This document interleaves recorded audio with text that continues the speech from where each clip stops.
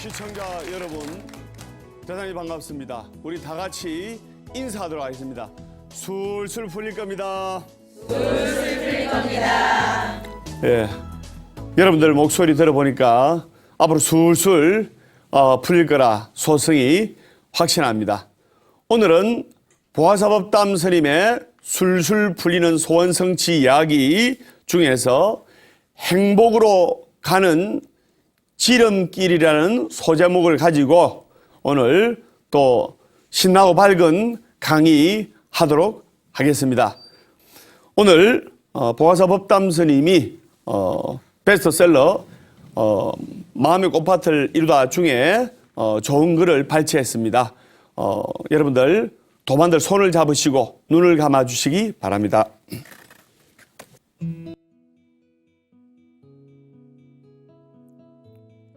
목표를 이루기 위해 수적천석이란 말이 있습니다. 물방울이 계속 한 곳에 떨어지면 돌도 뚫는다는 뜻입니다. 비록 작고 하찮은 일이라도 그 일이 의미 있는 것이라면 시간이 지날수록 내공이 쌓여 돌도 뚫을 수 있을 만큼 큰 힘을 발휘할 수 있게 된다는 것을 은유적으로 나타낸 말이기도 합니다. 우리는 무슨 일을 함에 있어서 어려움에 부딪히게 되면 쉽게 포기해버리고 맙니다. 뚫는다는 것은 결국 목표를 이룬다는 말입니다. 결국 하나를 뚫으면 그 힘으로 다른 것들도 저절로 뚫어지게 되는 것입니다. 지금 당장이 아니라 미래에 꽃피울 수 있는 그 무엇을 향해 지금부터 첫 발을 힘차게 내디뎌 보세요. 관세음 보살. 자, 눈을 뜨시기 바랍니다.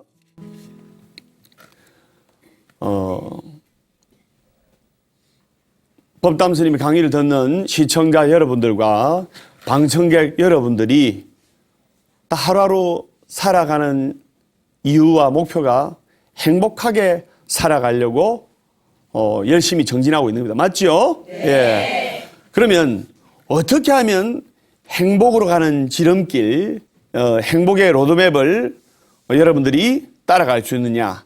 이제 거기에 관해서 스님이 이제 한 5가지 정도를 제시를 하겠습니다. 좋은 말이기 때문에 따라해 주시기 바랍니다. 행복으로 가는 지름길. 행복으로 가는 지름길. 첫째. 네, 첫째.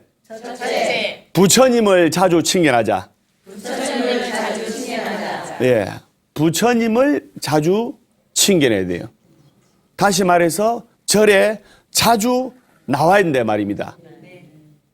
그래야 중생심이나 암안심이나 이기심이 줄어들고 작아지게 되어 있어요. 거기에 관한 이야기를 한 가지 하겠는데, 어떤 이제 어머님이 계셨어요. 아들 하나, 딸 하나를 두는데 아들도 결혼을 하고 딸도 시집을 갔어요.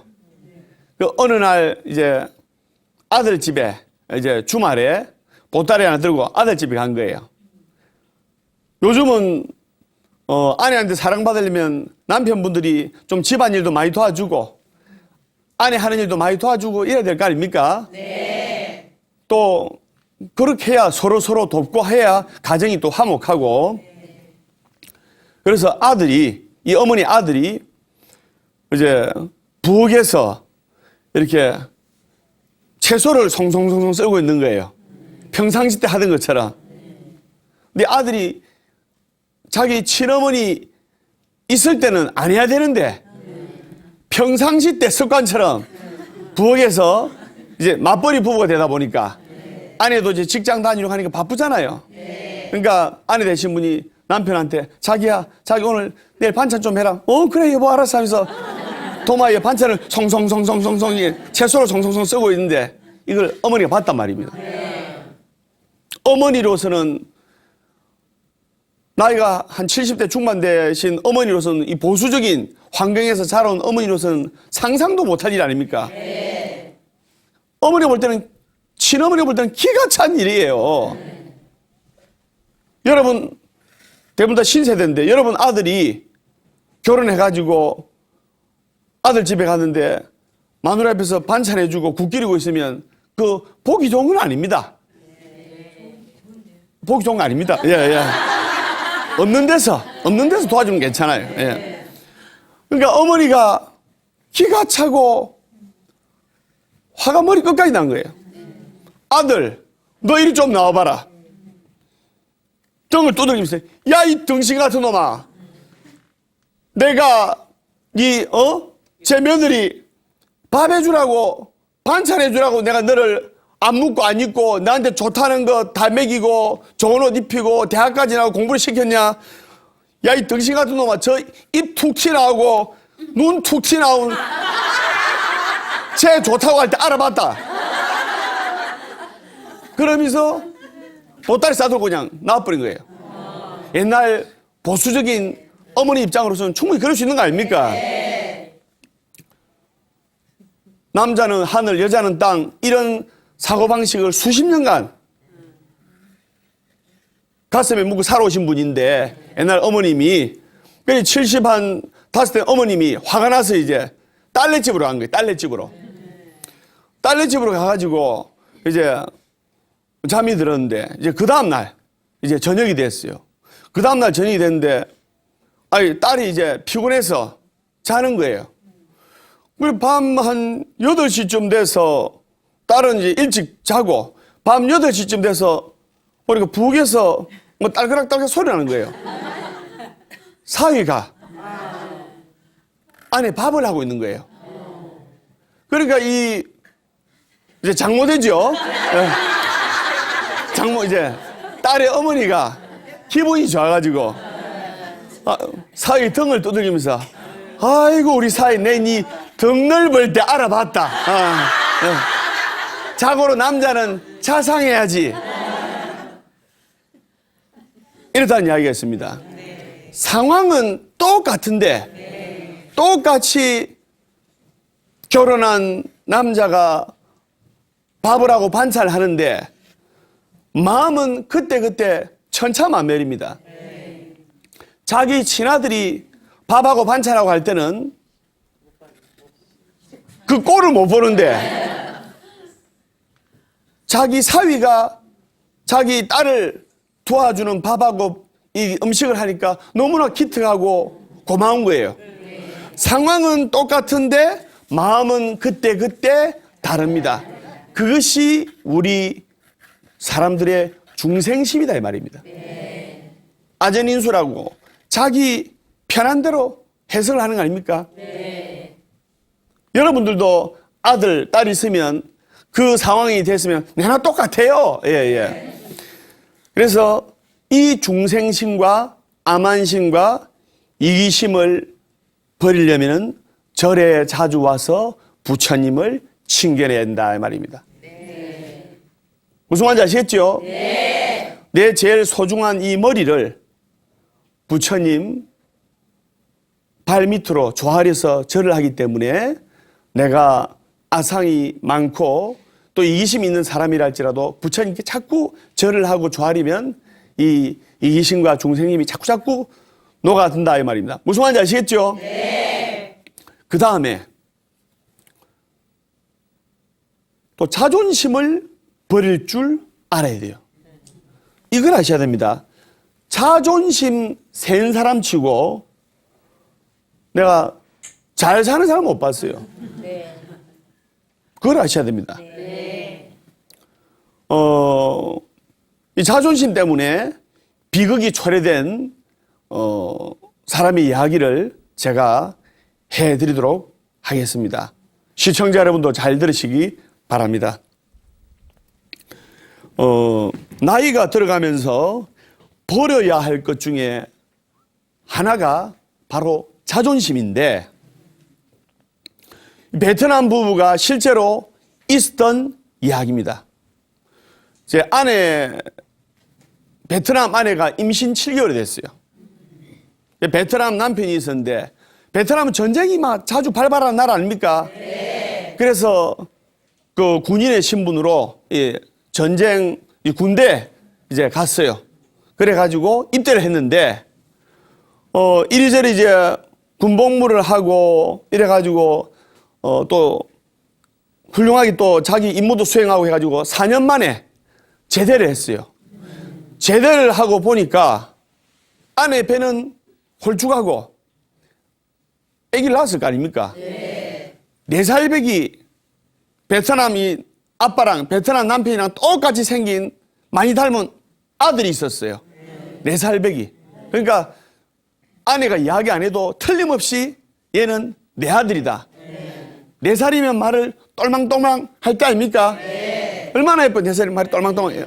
그래서 아들아 아빠 왔다 이런 거예요. 그러니까 그 4살 배기 아들이 아니에요. 아저씨 우리 아빠 아니에요. 우리 아빠는 따로 있어요. 매일 저녁에 우리 집에 와요. 그 말을 들은 순간 이 베트남 남편이 피가 거꾸로 솟지 않습니까? 네. 정말 너네 아빠 있어? 네 있어요. 저녁마다 우리 집에 오셔가지고 엄마가 일었으면 같이 일어서고 엄마가 앉으면 같이 앉고 엄마가 누우면 같이 누워요. 이 말에 너무나 충격을 받고 이 베트남 남편이 딱 한이 서리 시작한 거예요. 물어보면 될 건데 어찌된 영문이고 자존심 때문에 안 묻고 아내한테 찬바람 나게 하는 거예요. 차마 자존심 때문에 아내한테 찬바람 나게 하니까 아내도 남편이 제대한 그 다음 날부터 찬바람 나게 하는 거예요. 이 부부 간에 정말 말 안 하고 찬바람 나게 일하면 괴롭지 않습니까? 네. 아내가 일주일 동안을 지켜보니까 남편이 갈수록 말도 안 하고 냉랭하게 하고 못 본 채 하고 뭔가 정오에 찬 눈빛으로 아내를 쳐다보고 아내가 너무나 가시방석이고 괴로웠어요. 일주일 만에 베트남에는 강이 많이 있습니다. 강에 뛰내려가지고 극단적인 선택 자살한 거예요. 너무나 괴로운 나머지 그래가지고 아내의 시신을 수습해서 장례를 치르고 이제 아들하고 이제 저녁에 이제 호롱불을 켜놓고 앉아 있는데 아들이 갑자기 아저씨 우리 아빠 왔어요 이런 겁니다. 이 아이는 4살 배기 아들은 4살 배기 아이는 이 베트남 아빠를 친아빠를 모르지 않습니까? 네. 친아빠인데 네 아빠가 어디 왔단 말이니 하니까 저기 있네 저기 뭐냐면 호롱불에 비친 베트남 남자의 그림자를 아빠라고 했던 거예요. 이게 무슨 말이냐? 이 베트남 아내가 4살 배기 아들이 엄마 우리 아빠는 어디 있어? 아빠는 왜 없는 거야? 친구들은 아빠가 다 있고 한데 친구들이 아빠 없다고 놀려 이러니까 베트남 아내가 남편이 너무 보고 싶고 또 아들한테 아빠가 있다는 것을 알리기 위해서 베트남 여자의 그림자를 벽에 비친 그림자를 아빠라고 가리켰던 거예요. 그 4살짜리 아이는 사리 판단이 정확하지 못할 나이 아닙니까? 그제서야 땅을 치고 이 베트남 남자가 땅을 치고 후회를 한 거예요. 베트남 아내는 청정결박하게 살았죠.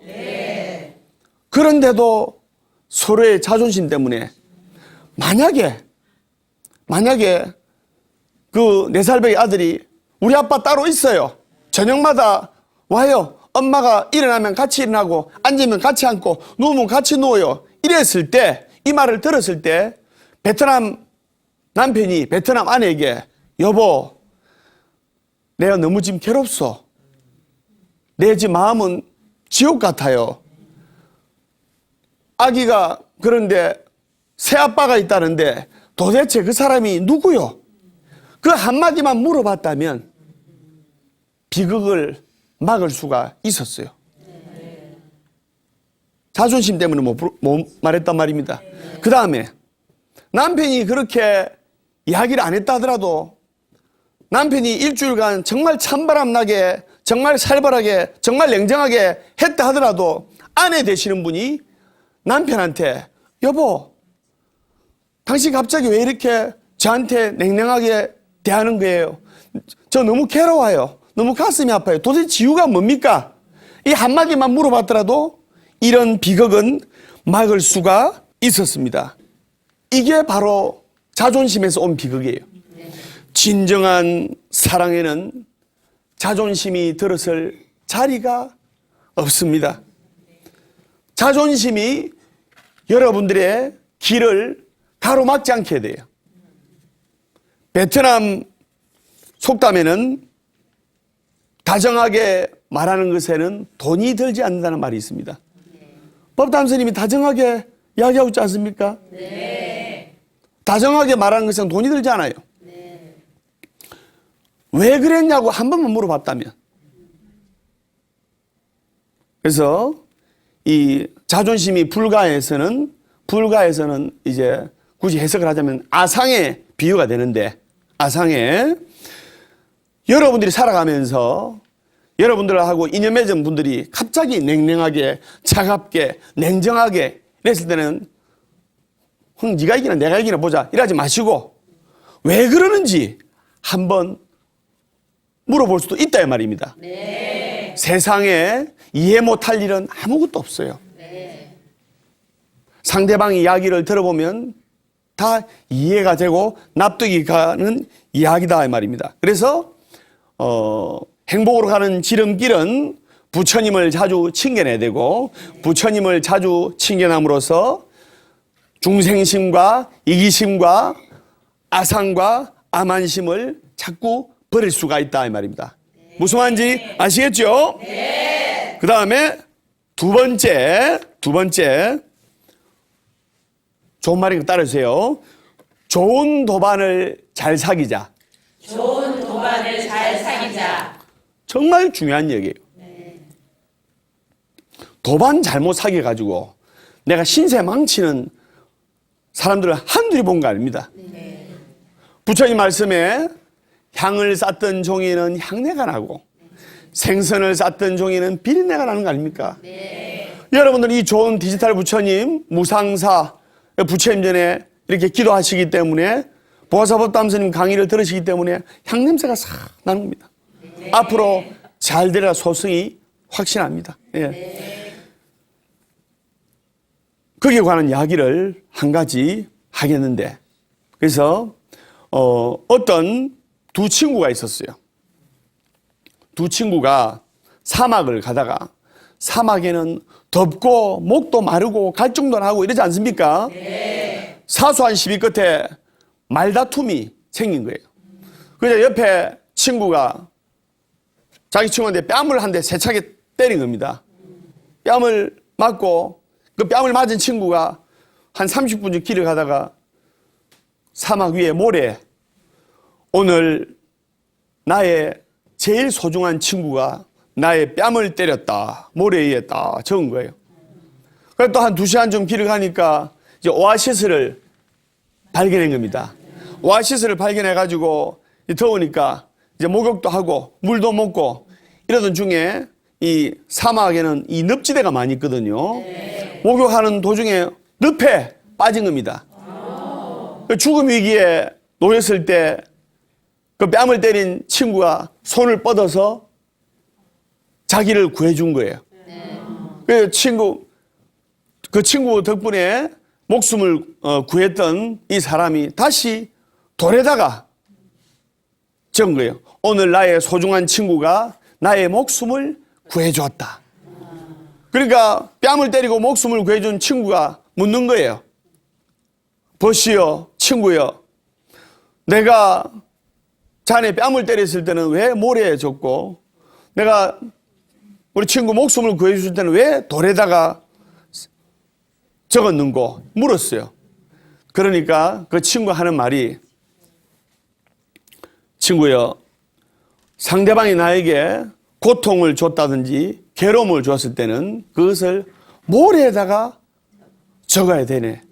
그래야 용서의 바람이 불어와 그것을 다 지워버릴 수가 있으니까. 그리고 어떤 사람에게 은혜를 입었다든지 큰 신세를 졌다든지 도움을 받았다든지 할 때는 돌에 새기는 마음으로 평생 기억을 해야 한다니. 그래야 그 사람에게 반드시 신세를 갚고 은혜를 갚을 수가 있으니까 말이네. 여러분들도 살아가면서 누가 나에게 괴로움을 주고 슬픔을 주고 아픔을 주고 한 사람이라 할지라도 그것을 모래에다 적는 마음으로 다 잊어야 돼요. 그것을 증오하고 분노하고 하면 누가 제일 괴로우냐? 본인이, 본인이 제일 괴로운 거예요. 선생님 맞습니까? 예. 그렇듯이, 용서의 마음으로 나한테 고통을 준 사람을 능이롭게, 불가인 대자대비 아닙니까? 자비스러운 마음으로, 마음을 풀고, 고마운 거는, 은혜를 입은 거는 평생 생각하면서 갚아야 된단 말입니다. 무슨 말인지 아시겠죠? 이 행복으로 가는 지름길 두 번째 행거입니다. 행복으로 가는 지름길 세 번째, 밝은 마음으로 웃자. 밝은 마음으로 웃자. 예. 월요일은 원래 웃고, 잘 따라하시네요. 화요일은 화가 나도 웃고, 수요일은 수시로 웃고, 목요일은 목이 터져라 웃고, 금요일은 금방 웃고 또 웃고, 토요일은 토실토실하게 웃고, 일요일은 일 없어서 웃는다.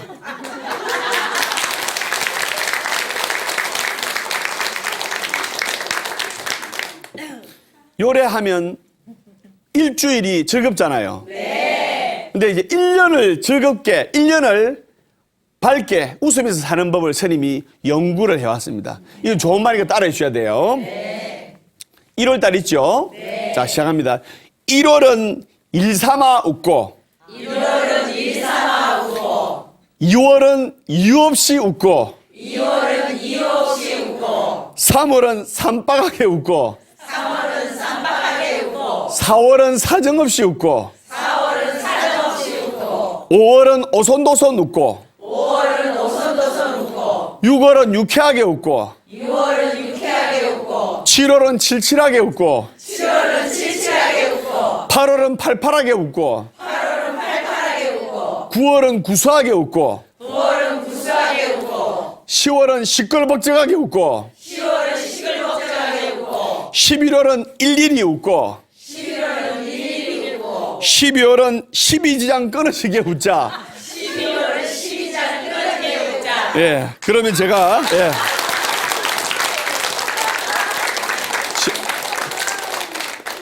밝은 마음으로 웃으라. 밝은 마음으로 웃으라. 그 다음에 네 번째, 공동선을 추구하자. 따라하세요. 공동선을 추구하자. 공동선을 추구하자. 이게 무슨 말이냐면, 가족이면 하나의 목표를 두고 공동의 마음으로 공동선을 추구해야 돼요. 예를 들면, 우리 70년대 보릿고개 때는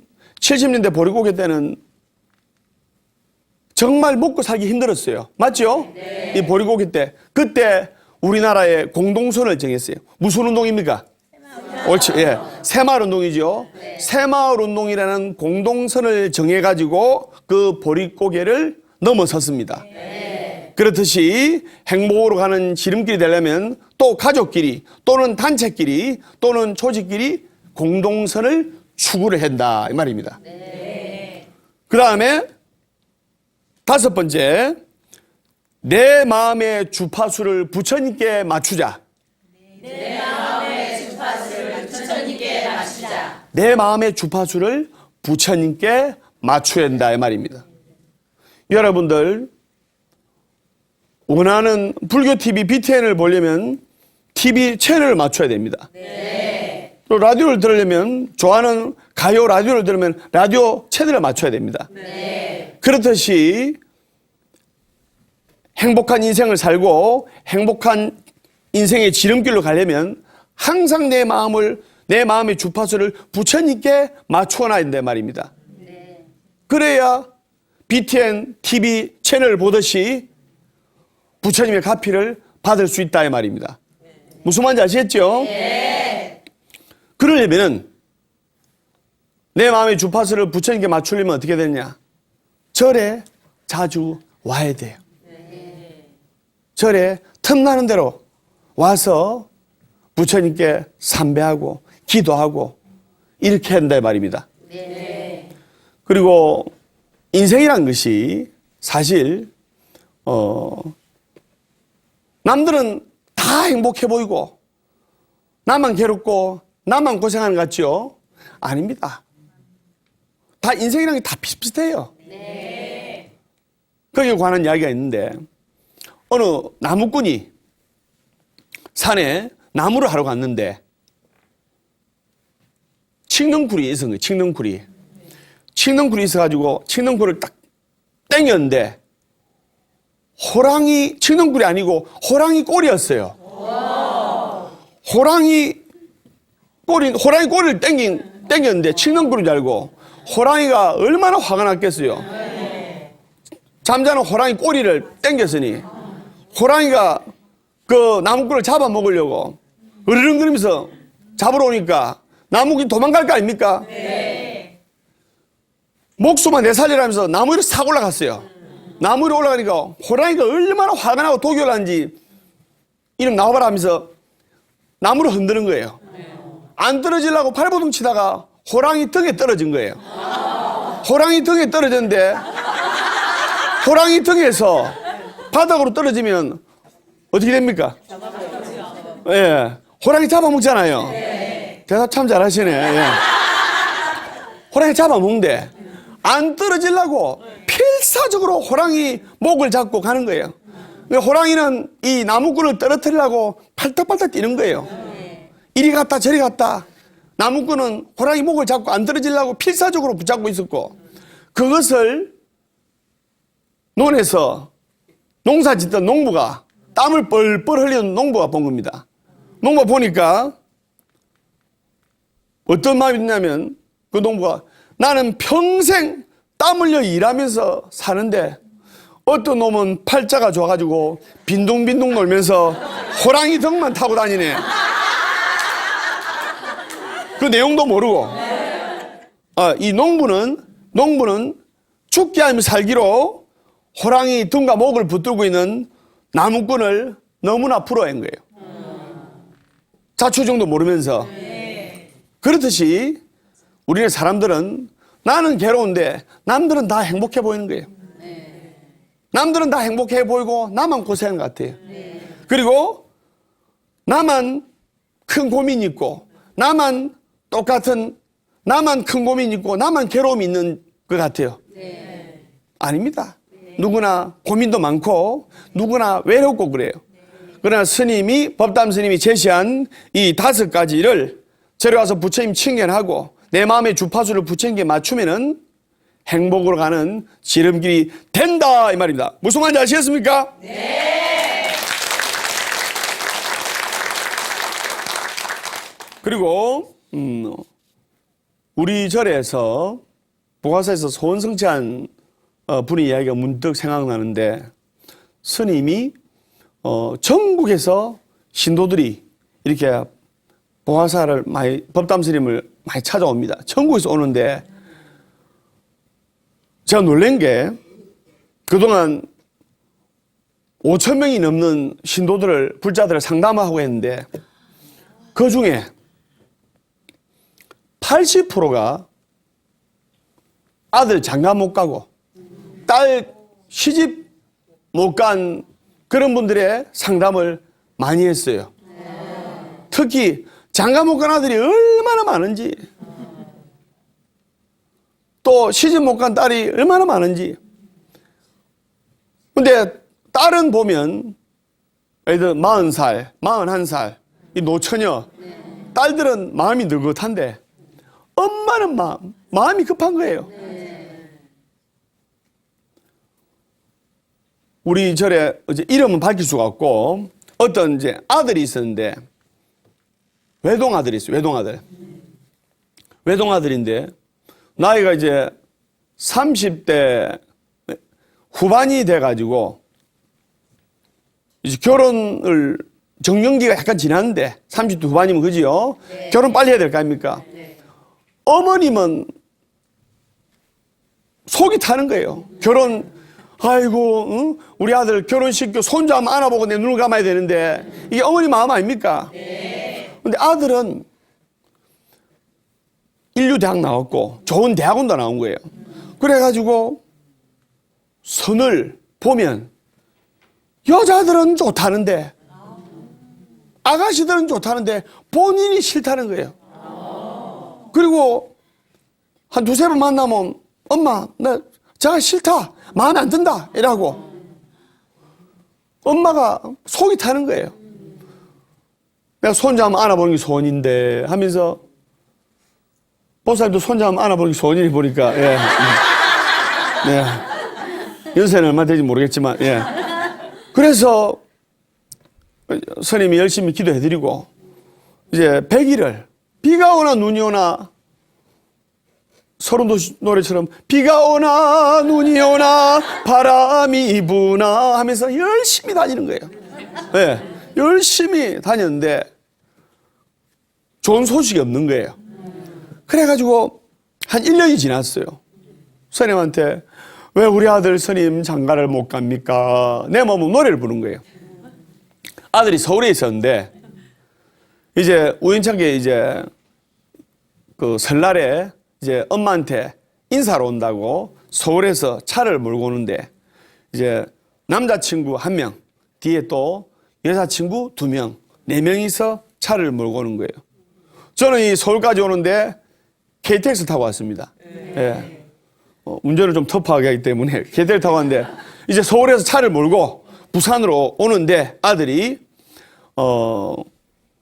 양산쯤 이렇게 왔어요. 양산쯤. 이제 부산하고 양산하고 거리가 이제 한 30분 거리밖에 안 되거든요. 그래서 다 왔다 싶어가지고 여자분들은 뒷좌석에 앉아 있고 조수석에 탄 친구는 안전벨트를 매고 그 아들 우리 보관사신도 아들은 안전벨트 풀어버렸어요. 풀어버렸는데 이 긴장이 풀리니까 보통 이제 100km에서 120km를 밟고 오다가 밤새도록 운전하니까 서울에서 부산까지 이렇게 오면 한 5시간, 6시간 그지요? 네. 밤새도록 운전하고 오다가 차를 몰고 오다가 120km를 밟다가 이제 부산쯤 접어들 때 잠이 들어본 거예요. 그럼 어찌 됩니까? 사고 나죠? 네. 차가 5바퀴를 구른 거예요. 5바퀴를 굴러가지고 여자분들은 창문 밖으로 튀어나가고 그래 되는데 그 다음에 안전벨트를 메고 있던 조수석에 자기 친구는 사망을 했어요. 차가 5바퀴를 굴다 보니까 근데 안전벨트를 안 맨 우리 신도님의 아드님도 다쳤는데 이제 차 밖으로 튀어나왔는데 여자분들은 막 머리도 깨지고 갈비뼈도 다치고 차가 120km 달리다 5바퀴 굴러보세요. 그냥 그죠 극락 가는 거 아닙니까? 그래가지고 앰뷸런스 와가지고 부산에 어느 이제 병원에 가가지고 이제 그 사망한 사람은 또 영안실로 가고 사망친 영안실로 가고 크게 다친 여자친구들은 병원에 또 중환자실 입원하고 있는데 그 아드님은 요만 살짝 다치고 별로 안 다친 거예요. 그래 병원에서 검사를 해봐야 된다 해서 엑스레이 찍고 종합검진 촥 한 거예요. 그런데 하나도 안 다친 겁니다. 안전벨트 안 맨 아들이 살은 거예요. 그래 그 아들이 엄마가 평상시 때 열심히 기도를 해줘서 내가 이렇게 부처님께서 신장님께서 보호해 주셔서 내가 이렇게 괜찮은갑다. 그래 넘어간 거예요. 그래 그 보살은 울면서 스님 손잡고 법담 스님 감사합니다. 법담 스님 감사합니다. 뭐 제가 뭐 한 게 있습니까? 보살님이 부처님께 열심히 기도한 공도 아닙니까? 더 열심히 기도하세요. 그리고 210일 기도 숙제를 해줬어요.